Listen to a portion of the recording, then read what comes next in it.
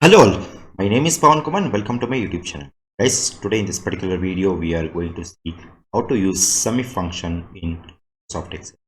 So if you are visiting my channel for the first time, please do subscribe to my channel and please press the bell notification to get all updates related to my YouTube channel. So let's get into this.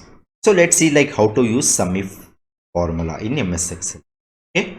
Suppose if we want to find the total profit for Google company, so press equal to, now type sum if, open the bracket, select that particular column, now type comma, now select the particular company. Now we are performing for Google company. Select, now press comma, again now select the column number 2, that is profit, and now close the bracket.